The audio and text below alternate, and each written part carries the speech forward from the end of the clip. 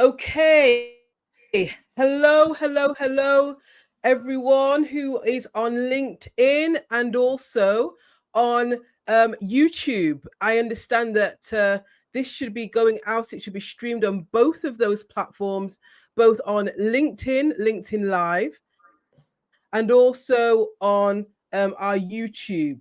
And the way of these things is that we should just allow a little bit of time for you to enter into the virtual room with us.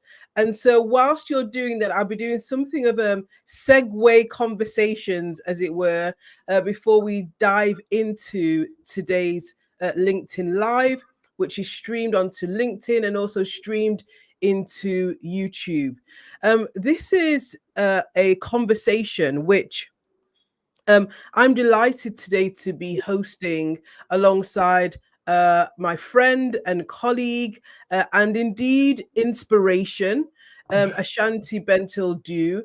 I'll go on to provide an introduction shortly, but as you're coming into this virtual room, please feel free to let us know that you've arrived. If in due course you're watching this on the replay, then we'd also welcome you indicating through comments in this stream, in this recording, and letting us know some of your reflections. So, there is an opportunity in the chat function which sits beneath this live for you to make comment, for you to ask questions, for you to contribute. So the purpose or the title, the theme of this live today is why DEI, diversity, equity, and inclusion is a non-negotiable. And the subheading is building a future ready workforce. Why DEI, diversity, equity, and inclusion is non-negotiable. Why building a future ready workforce. Allow me first of all to introduce myself. My name is Sharon Amesu. I'm the founder of SA Consulting, which is a leadership development consultancy that supports organizations to develop great leaders so that they can build high performing teams. And I'm thrilled today to be joined by my guest, Ashanti Bentil Dew. Ashante is the founder of the Competence Center for Workplace Equity. And this is a boutique professional services firm that's dedicated to transforming workplaces and workplace cultures through evidence-based diversity, equity, and inclusion strategies. With over 9 years of experience driving strategic change, Ashanti specializes in advising leaders, guiding senior executives to embed DEI into their corporate strategy, developing frameworks, designing globally recognized DEI competency frameworks and certifications. And she has, her and her team have worked extensively with a range of organizations across a range of sectors to support them with the complex challenges that exist around introducing, embedding diversity, equity, and inclusion. And so she has a specific focus on the strategy, the design, the implementation, the coaching for leaders, and executive training. And indeed, specifically, there is unique in many ways to Ashanti's organization. There is a certification program in order to ensure that core competencies are in existence around diversity, equity, and inclusion. So today, whether you are a HR people person within your organization, you're an organizational leader of some description, you're simply passionate about driving positive change in your organization, this conversation is for you. And our hope and our expectation is that through the reflections that we share, you will be equipped with some key insights, some key ideas.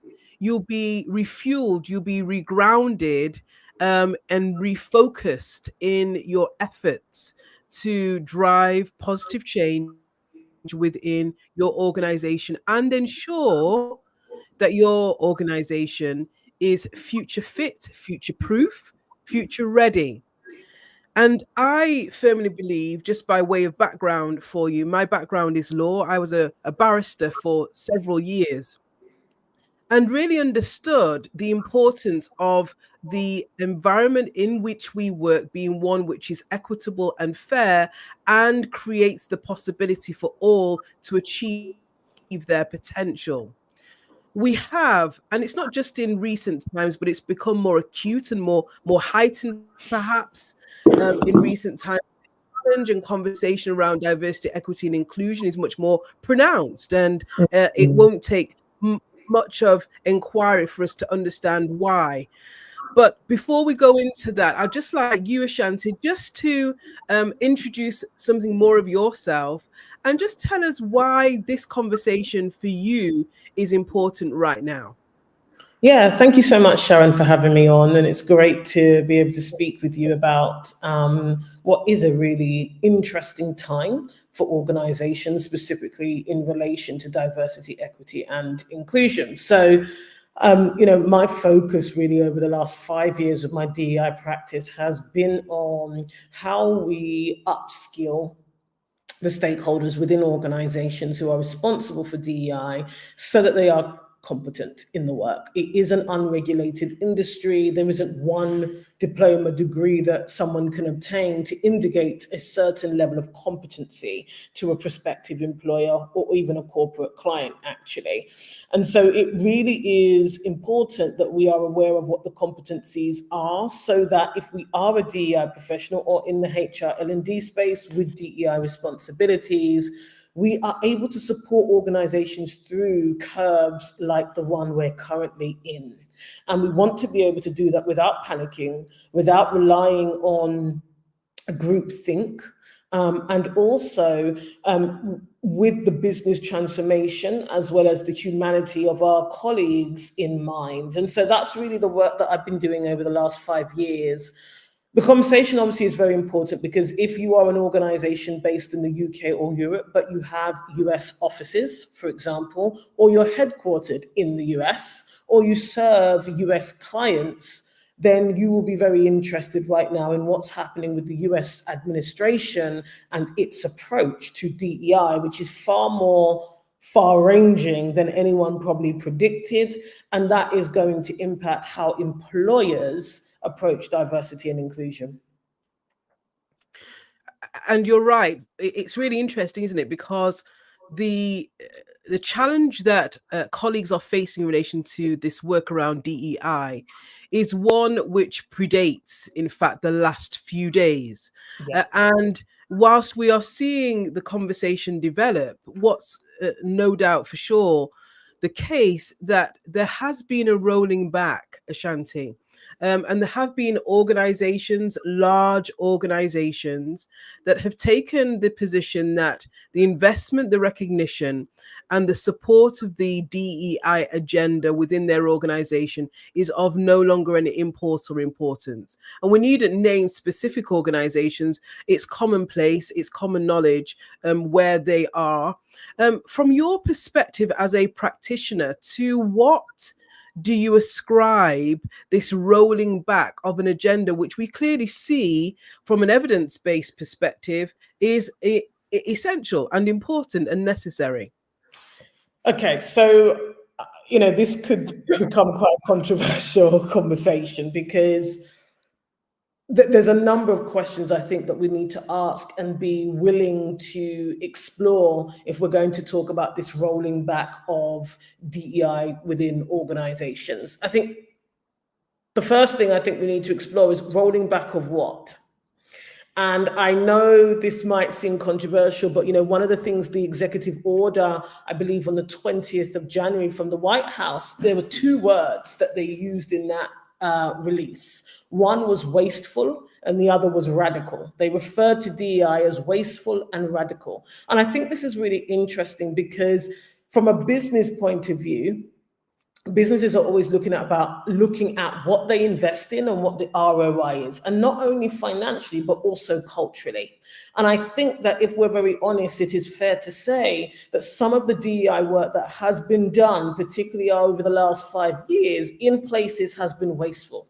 Okay, because there's very little ROI that can be demonstrated for the specific DEI initiatives and programs that have been wasteful. Okay, now I'm not saying I agree with the Trump administration on their entire perspective, but I do think that, as with any other business area and business function, there's always a review of what has worked, what hasn't worked, what did we invest in, and what results have we seen. And I think that the reality is lots of organizations of different levels have looked at what they invested in over the last 5 years, and also why they invested in those things, and have assessed that not all of those investments have brought a return, whether it be financially or culturally, right? Whether it's the tangible or intangibles. So I think sometimes we have to be a little bit more critical about what we are saying is being rolled back. Is it the overinvestment in awareness days, in what some of my colleagues refer to as food, flags, and fun? Okay, because there's a lot of food, flags, and fun work that has been done over the last 5 years that hasn't actually brought about tangible results, and sometimes, quite frankly, has either created or contributed to conflict, tension, alienation in the workplace. And so I think we need to be more critical about what they're rolling back on. Okay. Now, on the other side of that, we then need to also ask whose agenda, because again, as you know, when we talk about workplace competency, specifically in relation to DEI, the agenda really should be what is the desired business transformation, and how do we invest in our resources, which are people, in a way that makes them more productive, innovative, and they actually want to be here. So I do think, again, there is a critical conversation to be had around actually some of the DEI agendas in organizations have actually been personality driven. They have been heavily skewed to a particular political perspective at times.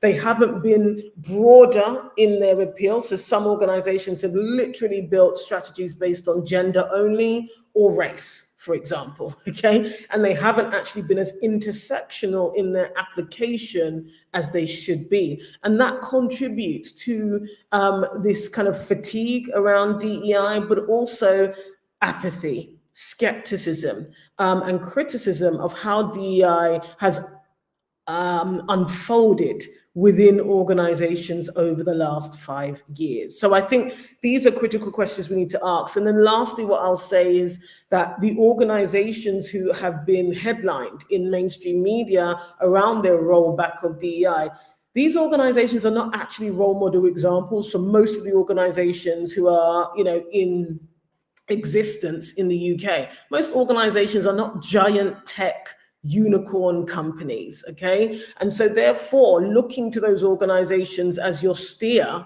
is actually not wise. Unless you are multiple hundreds of thousands of employees, and if you look at an organization like Meta, because of the nature of what it is heavily involved in politics in one way or another, because social media now is one of the major tools that politicians and political parties use, right, in order to campaign. And so you can understand why some of those organizations are making decisions that do seem political. It's not difficult to see why. But if you're an organization that produces plastic plates or manufactures plastic plates, your objectives are going to be very different to an organization like Meta. And what I'm trying to encourage stakeholders to do is stay focused on that and think about what's relevant to us when they're making decisions about how they invest in their people to future-proof the business. Sure.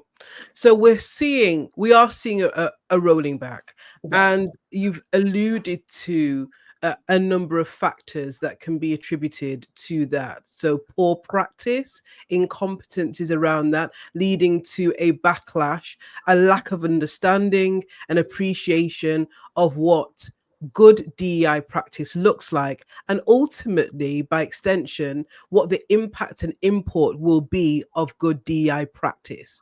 taking the instances as read where Yes. you do have good, competent DEI practice. Well, let's first of all start with that. How would you define it? And then we'll go on to explore why it is poor practice that even where you do have competent practitioners who are doing good work, who have an evidence-based approach, and we can look at some of the actual research that is established in relation to the benefit of focusing on diversity, equity, and inclusion.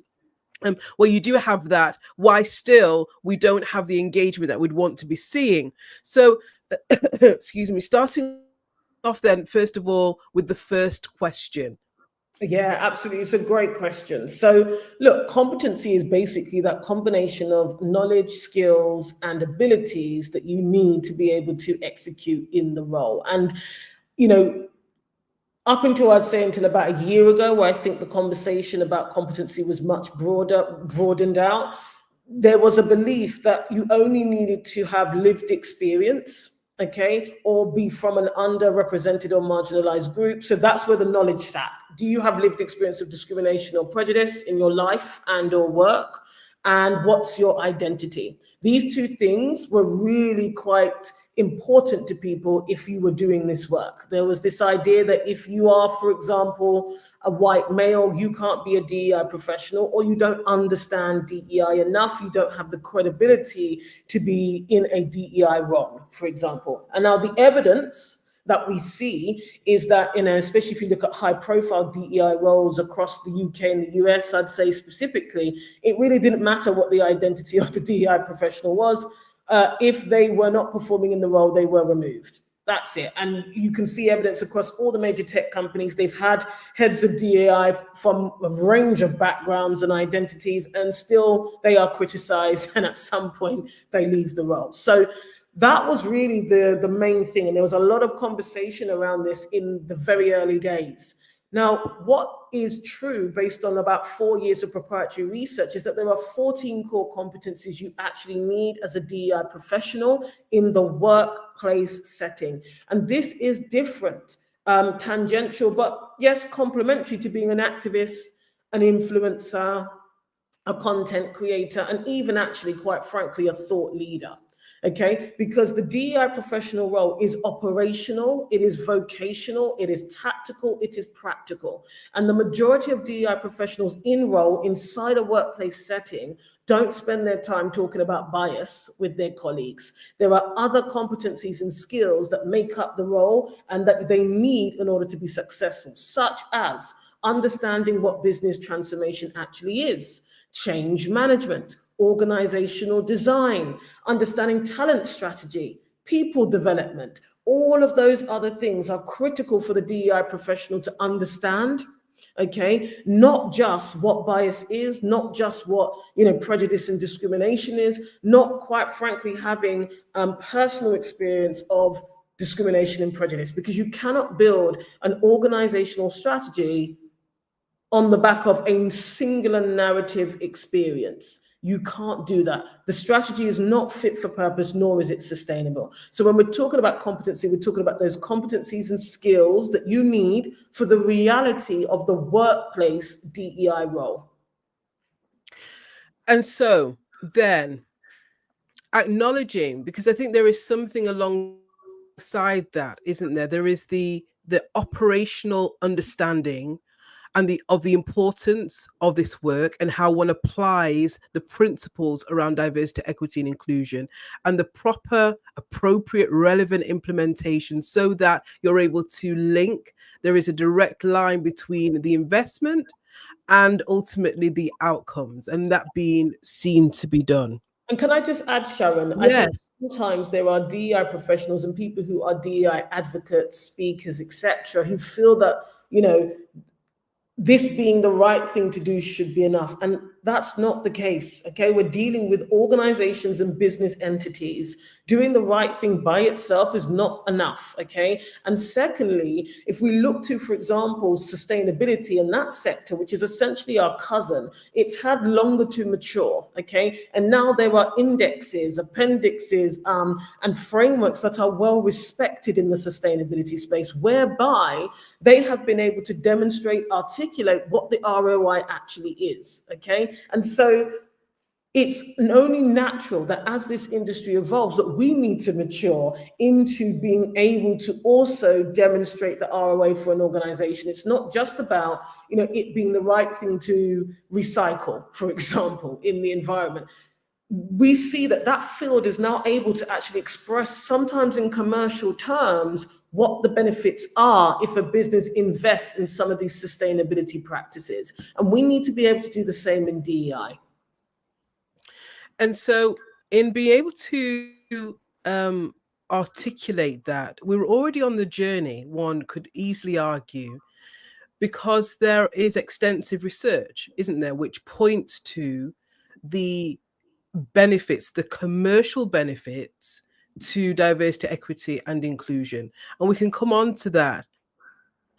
But we also acknowledge that the commercial benefit sits alongside the notion and the idea of justice and equity, Yeah. because the clue is in the title. And having a workplace which is equitable, which is inclusive, because as far as diversity is concerned, diversity is a given across any society, and now really in any workplace there will be diversity. It's very much about where people sit in an organization. Are they frontline staff? Are they progressing, etc.? Diversity is a reality. It's what is the experience really of those people in your organization. And so of course underpinning that is this work is what is the return on investment and what is the benefit. That also sits alongside this idea of ensuring that we as leaders in our organizations do create an environment where people are able to thrive and progress. The ultimate benefit, of course, is that it is good for business. But on the way there, we understand that in order to ensure that our people feel appreciated and valued, that the intention is not simply the commercial benefit, it's also about the humanity of the individual leader and the individual manager, recognizing and valuing their people. Yes. Can you point us to some of the data, some of the research that exists? Just, I think sometimes, when we are in these conversations, Ashanti, we are so well familiar, so well versed with a lot of the data, the McKinseys, the PwCs, the various reports, Deloitte's, etc. And we sometimes just assume that it is common knowledge. I feel, one, there is a place of reintroducing or introducing our viewers to this particular area of awareness. What does the data say about the value of diversity, equity, and inclusion as an investment in your organization?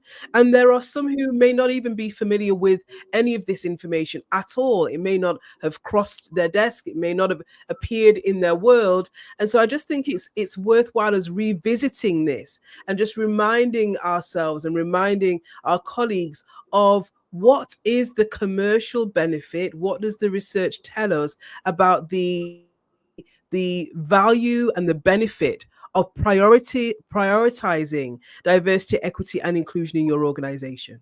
Yeah, so what I'll start by saying is that, look, the best way to look at this is that as a business, you're trying to stack the cards in your favor in terms of you reaching your business aims and outcomes. And diversity and creating, improving, increasing diversity across all the strands. So whether, all of the protected characteristics, if you're here in the UK, as well as the more invisible elements of diversity, means that you bring much more diversity of thought, expertise, and skills into your business. So experiences, backgrounds, all of those things mean that you have access to, quite frankly, a much more varied palette of skill sets and ideas, okay? The equity part is about making sure that all of those people, once they're in the building, have the even playing field to perform and thrive in their role. So do they have the resources, the access, all of those things that they need so that they can do the role, okay? And that they're not, unfortunately, being prohibited or prevented from performing in the role because actually there is some unfairness or they don't have access to the things that they need to do their job, regardless of their identity. And then the inclusion bit is another tool, that sense of belonging, that sense of acceptance, and being included in that workplace environment in the various ways that that can be done, allows you as a business to leverage that variety of skill set, okay, in your business to achieve your business aims. And I think this is important to remind people because it's not just obviously about making people feel good about themselves because they happen to be, I don't know, Black, disabled, and gay, right? It's not just about sentiment here. It's about, as a business, how you leverage the skills that all of these individuals have. Now, with regards to the research, the data, and the statistics, it does indicate and show that if a business is open, okay, and creating diversity in the business, it can be more productive as a business. It can have or create a much more innovative environment, which means that you are coming up with better solutions for customers and clients, that you are always ahead of the curve. You've got a competitive advantage in your industry. And it also has spoken to the fact that you retain more talent, because if people feel like this is a workplace that I can thrive in, I'm respected here, I'm valued here, I want to stay here and I want to keep contributing my gifts, my strengths, and my skills into this workplace to help it achieve its aims. So the research and the kind of more credible case studies show that people are more productive, that therefore businesses are more productive, that businesses can access more streams of profitability. If you just look at something as basic as, you know, having people who speak multiple languages in your business, you can break into new regions with your products. Okay, so that opens you up to more streams of profitability, new markets, new customer segments. If you have people in your business who understand how to make a product more accessible, make a product more relevant to a different region. McDonald's is actually a brilliant example, and I know they're in the headlines at the moment for other things, but if you look at their product itself, if you go to a McDonald's in China, a McDonald's in Qatar, a McDonald's in Poland, the menu reflects actually the region that that McDonald's is in. So what does that do for their business? That is really diversity in practice. Not to mention the fact that if you go into a McDonald's now, there are stations where you can order your food that are lower. Why do we think that is? That is accessibility in practice. So that's what the research and the studies and the data show. And we need to keep taking a broader view of productivity, profitability, and reputation when it comes to what the commercial benefits are. Now, of course, there are cultural benefits to this as well. Like I say, employees want to stay. They want to be there. They want to keep contributing to that business's success because the environment is set up so they can succeed. How do you respond, Ashanti, to the charge that diversity, equity, and inclusion programs, initiatives, projects, investment, or otherwise, really is a matter of social engineering, which undermines the notion of meritocracy? Well, the simple thing is that competency is still key, right? The idea behind this is not that you just hire a load of different people, because as a business, as an organization, you have objectives in mind and you need your talent to be able to deliver on those objectives. So there is never a need really to, what's the word I'm looking for, to settle, okay, for people who aren't competent just so you can have diversity. No, the whole point is diverse, competent talent, diverse, qualified talent. So whatever the roles are, you do not have to, let the standard drop on competency and skill level in order to have diversity in your business. That's not the case at all. it's fascinating to me that there is this perception that the Yes. two are diametrically opposed, that Mm, one will outweight the other. If you bring focus to diversity, equity, and inclusion, then you will lose talent, good talent, that you won't have a focus on ability and skill. yeah. And there's something for me that has a patronizing, condescending tone about that, to be perfectly honest. That if you bring a spotlight and you bring emphasis and focus to ensuring that you do have a diverse talent, and of course, just in parenthesis, so often the focus when it comes to diversity, equity, and inclusion, the focus is race as being the characteristic that we spotlight, where there is a plethora of both obvious Mhm. characteristics, but so much actually that sits beneath the surface. And no doubt we are familiar with the iceberg example that's often Yes. the illustration, and the clear visible aspects of diversity sitting above the iceberg, but so much of what makes us different and unique and be able to add value to our workplaces sits beneath the surface. And I think it's really interesting for us to just reflect on the fact that this idea that if we in our organizations bring a focus to diversity, equity, and inclusion, then we compromise and Mm. we lose sight of what's really important, namely excellent, skilled, competent people. And that's just not the case. Well, it's not the case, especially if you work with chief people officers, HR directors who are involved in talent development, talent planning. Right now, in organizations, they are grappling with underperformers. Okay, so if you look at an organization that does lack diversity against, two or three more of those stratas, whether it is gender, race, disability, they are presently grappling with challenges about how they get their people to perform.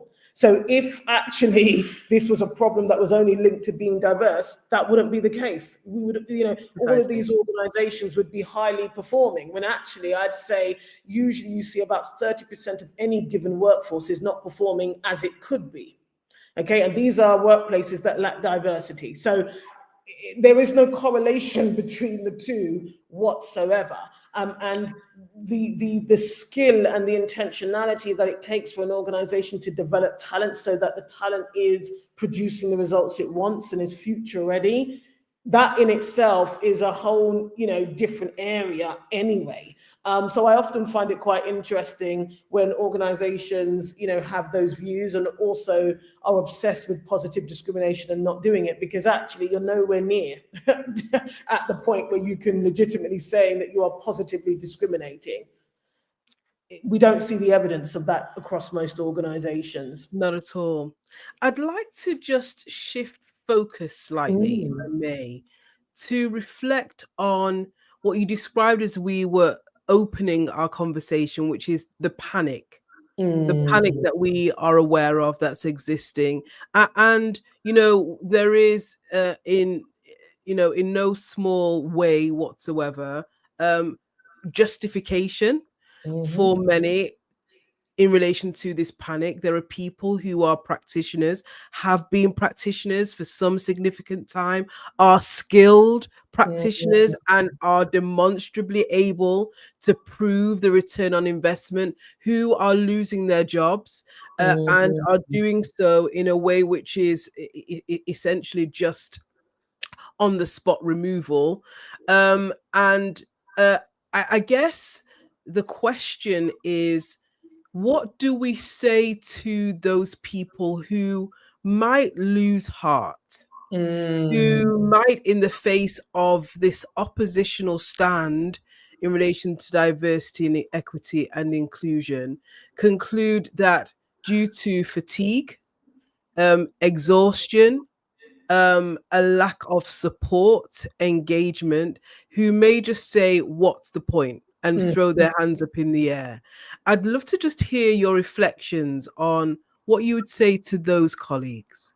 Yeah, I think it's a really important question. I obviously haven't been employed by an employer in nearly 10 years, all of my DEI work has been as an external provider. So I do have a very different situation, as it were. And I think it's incredibly sad. When I read that in some of the articles around how the federal DEI workers have been suspended with pay, but ultimately will be losing their jobs.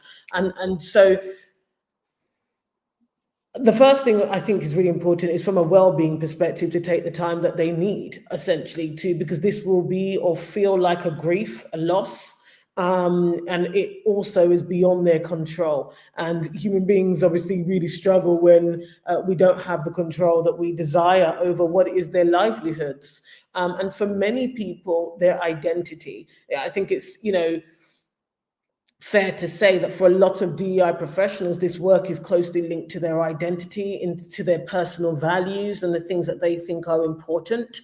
And therefore, this will absolutely have a knock-on effect on one's sense of self, and as I said, their own livelihood, right? People are supporting families with their jobs, etc. And so that's going to be a big challenge. So I want to start by saying that and acknowledging the very human element of this. And then, Sharon, as you know, I'm about reinventing yourself. All of those skills and that experience that DEI professionals have gained repackage them, freshen them up, repackage them, and reinvent yourself. Because one thing that is true is that businesses still need people. Again, they still need to develop people. They need to talent plan regardless. And whatever we call it, whether it has the wrapper of diversity, equity, and inclusion or not, all of those skills, reinvent yourself and go out there and add value to another organization. Do not be attached to the wording. If you can, where you can, drop DEI if you need to, especially if you're in the US. Don't necessarily describe yourself in those terms, but look at what the actual skills are, what the deliverables are that you've executed on, the results that you've achieved in organizations in your roles, and go back and look for those parallel roles, if that's what you want to do, and think about how you can reinvent yourself and add value to those organizations. There will be plenty of other organizations who still need to invest in their people, and you can help them. You can add value using the skills that you actually have. But I do think it's going to be important once you get over that normal period of grief and kind of processing that, you reinvent yourself. You reinvent yourself, and where possible, detach yourself from some of the labeling that has come to pass so that you can really make yourself viable in the job market right now. This is really interesting and useful advice, this idea of reinvention and repackaging, and not conflating that or confusing that with compromise. Yes. Can you tell us more? Yeah, I mean, and I understand that people will listen and think that a compromise is being made, that maybe they need to take their stand around what is happening in the US right now. You can do all of that and still be paid.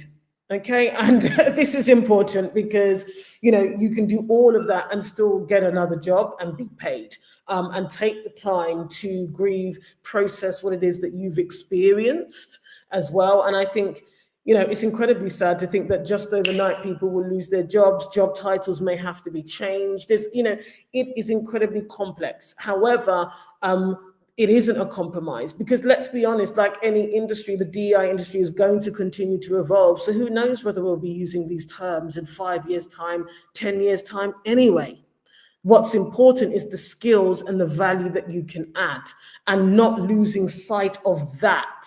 Okay, not losing sight of that. And sometimes we have to bounce back quickly enough before we go too low, right? So we need to have that little bit of energy, rely on your network, lean into your network. Now is the time, actually, where relationships that have been built will become really, really important too. Relationship building, lean into those so that you are able to reinvent yourself and go back out into the job market and add value. Really powerful points, Ashanti. And it's important, as you have said, to start off with self-care. Because, of course, there is a real danger, isn't there, that when we face the incredibly challenging times that people are facing into right now, both on a professional level on a personal level, society, community level, because of course we don't sort of artificially compartmentalize ourselves. No. We There's no false dichotomy between the workplace and our home, our Yes. environment, our society, our communities. That there is, of course, across all of those spectrums, impact, and for some devastating, really devastating impact. But I very much appreciate your invitation to us, indeed, no doubt something of a clarion call for self-care, Yeah. to acknowledge that yes, we are facing incredibly challenging times, but none of us is called to be the hero or the savior of the hour. That actually we have to ensure that we are looking after ourselves, our own mental health and well-being.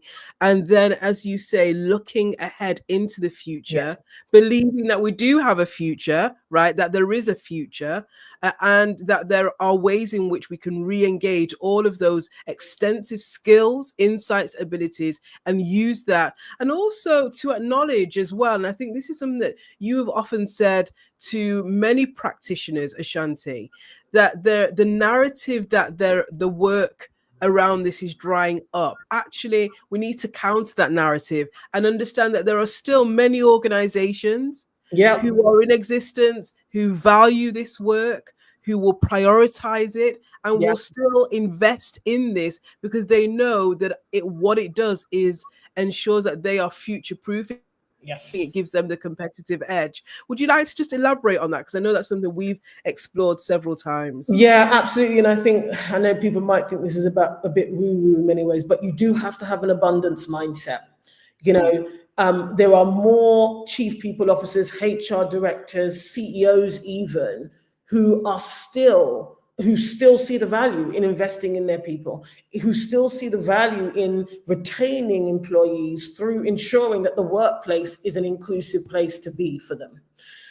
There is an abundance of organizations who still see the value in doing this. What I will say, and I'm going to, before I may have felt maybe a bit arrogant to say this, but I do know from my experience that the organizations, though, who are still investing in this, the chief people officers, the HR directors I meet, are more discerning. So they aren't simply making these investment decisions based on morality, based on sentiment. They are asking more questions about what the ROI is. And I would also venture as to say, certainly when I think about my client set, the reason why they trust me is the fact that I don't have an agenda. Okay. It is the fact that I am there to be their right hand. Okay, their right hand and a critical friend so that they can achieve the aims. I don't have my own agenda. I'm not trying to necessarily be an ambassador for any particular political view or stance. And I do think this is something that is really underestimated by DEI professionals. You want to be a strategic, trusted advisor to the senior decision makers in your organization. And I'd say this is going to be even more important because what they don't need, people in these positions, like decision makers, budget holders, chief people officers, like their heads are often on the cutting block here. Their credibility and reputation is on the line when they invest in this work, when they hire somebody else into the team, when they propose a strategy. They are also looking for some kind of security and stability that what they're proposing is actually going to serve the needs of the business, is actually not going to cause more disruption, is not going to alienate them from their own colleagues, is not going to soil their reputation. And I think this is something that's really important when we talked about compromise. It's actually about how we enable, okay, these decision makers and senior leaders to be able to back the decisions that they're making. It can't just be based on sentiment. And so it's understanding our role and understanding the position often that chief people officers, that, HR directors, heads of people are in. It's never as simple, that investment decision, as we often think. And there is also the acknowledgement alongside that this work of diversity, equity, and inclusion is one which takes time, and we hold that in such intention, don't we, with the sense of urgency of us wanting to drive positive change. And I think about my own work. My focus, of course, within our organization is leadership development. Uh, uh, because we know that leaders make the decisions that impact people's lives, all Yes. right? Whether it be in relation to recruitment, whether it be in relation to progression, whether it be in relation to the way in which people are managed. Having good leadership, having competent managers is really important. Yeah. So there's an acknowledgement, Ashanti, that this work, it is challenging, it is taxing, it is laborious, it does take time, it will Yeah. be for many leaders confronting, right? We're not talking about easy conversations here. We're not talking about stuff that just we just make a quick decision and things happen.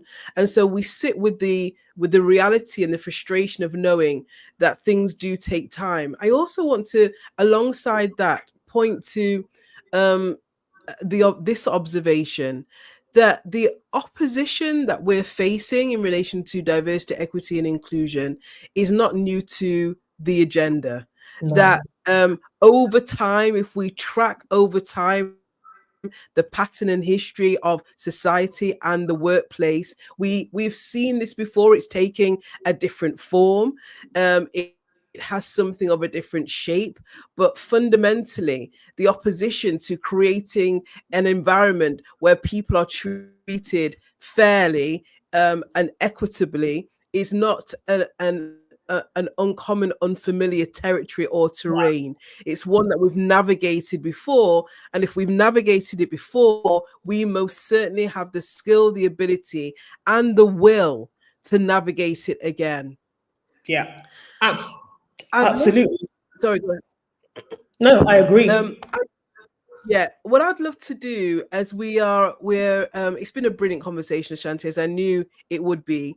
I'd just love to invite you to share some final thoughts, really, to encourage Mhm. organizational leaders, maybe just 3 points, 3 actions that you'll encourage leaders to take away to ensure that they keep this agenda front and center, that they don't diminish it or perhaps allow for influences, external influence, to dictate to them about whether or not this is important. That they remain mindful of what it is to be a good employer in the workplace.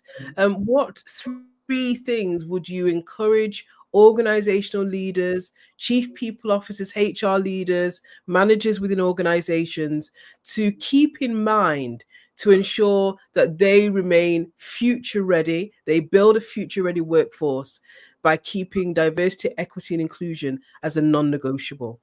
Yeah, I mean, look, the number one thing I think is stay focused. Stay focused on your organization. I always say the best data, the best evidence is your own organic data and evidence as an organization. So, what are your goals? What are your people needing? Okay, what do your people need? Because regardless of what's happening in the US right now, those things might not be relevant to your employees, right? They might do, but they might not. So you need to stay focused and look at your organization and its needs and not be distracted.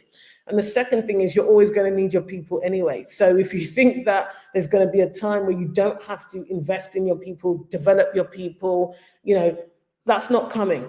And so stay focused. I don't think I have 3 things to say. It is literally stay focused on your people and what your business needs and have that in mind and make decisions that are aligned with that. Now, of course, if you are in a situation whereby you have US-based employees, US teams, US clients, then I would say the second thing, if there is one, is you need to make sure you are critically thinking about what you're going to do. Don't make rash or hasty decisions. Consult as well, again, to understand what their needs actually are, rather than assume. And then, consult first, and then be critical in the decisions that you are making. And I think the third thing is, don't be afraid to have to change your mind. And I think this is a challenge in the DEI space. We see stakeholders and decision makers who don't want to do the wrong thing, and so they want to get it absolutely right if they're going to do anything. And I think one of the things that is going to be very much needed during this time is grace and a willingness to know that maybe you're making a decision for now, but it's possible that in 3-6 months' time, you may have to adjust that decision, because with the way things are changing, when new facts come to light, when we start seeing some true implications of some of the decisions that are being made now, you may have to adjust. And I think this is going to call, as you often say, for courageous leadership, in that you are making a decision based on the facts around you now. Okay. And at times you may have to have the courage to make a different decision or adjust that decision. So I'd say those are the three things: stay focused, consult before making decisions that affect other people, and be critical when you're making those decisions. And then thirdly, be courageous. And if you have to change your mind, then you have to change your mind. Brilliant. Well, Ashanti, thank you so much for your time, for your wisdom, for your insight, and for sharing those key ideas with us. I'm confident that those who have watched this live stream, or those who will watch the replay, will be able to take from this some useful nuggets that they can apply in their own practice, and even in terms of their own mindset, their own outlook and perspective of what's unfolding, and draw from it a sense somehow of optimism and hope. And I encourage anyone who's watching to, as Ashanti has said, take care of yourself first and draw from community. Don't stand alone with this. Actually, there are others around you who understand the challenges. Draw from that sense of support and understand that you can go again, that your skills and your talents are still needed by the world and by the workplace. Can I invite us all to look out for our next LinkedIn Live, which will be on the 13th of February, and we'll be exploring the currency of connection with leadership development, specifically focused on inclusive leadership and empathy in the workplace, Shola K. But for now, thank you so much. And again, Ashanti, thank you for joining today's LinkedIn and YouTube's live stream. Yes, thank you so much for having me.